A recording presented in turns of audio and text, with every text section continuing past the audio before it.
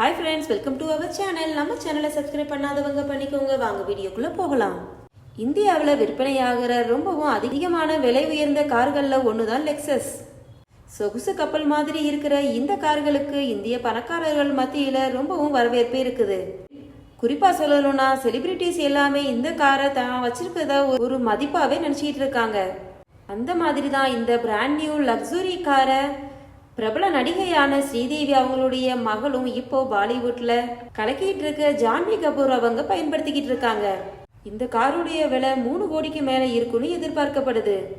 இந்த அளவுக்கு சொகுசான காரை வச்சிருக்கிற அவங்களுக்கு அந்த காருடைய சில சிறப்பான வசதிகள் என்ன இருக்குது, அதை எப்படி பயன்படுத்தணும்ன்றது தெரியலன்ற மாதிரி ஒரு வீடியோ ரிலீஸ் ஆயிருக்கு. இந்த வீடியோல அவங்க கதவை மூடுறதுக்காக திரும்ப திரும்ப முயற்சி செஞ்சுக்கிட்டு இருக்காங்க. ஆனா அதுவும் நடக்கல.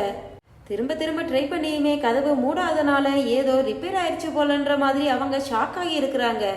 ஆனா உண்மை என்னன்னா அந்த கதவுல எந்த ஒரு கோளாறும் இல்ல. அது ஆட்டோமேட்டிக் டோர்.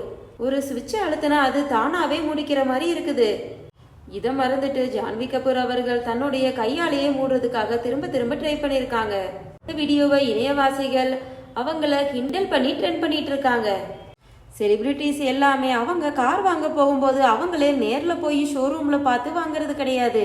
அதிகமா அவங்களுடைய பர்சனல் அசிஸ்டன்ட் யாராவது ஒருத்தரை நேர்ல அனுப்பி தான் வாங்கிட்டு வருவாங்க. அதனாலதான் இந்த லெக்ஸஸ் காருடைய விவரங்கள் எல்லாம் அவங்களுக்கு தெரியாம இருக்கலாம்னு சொல்லப்படுது.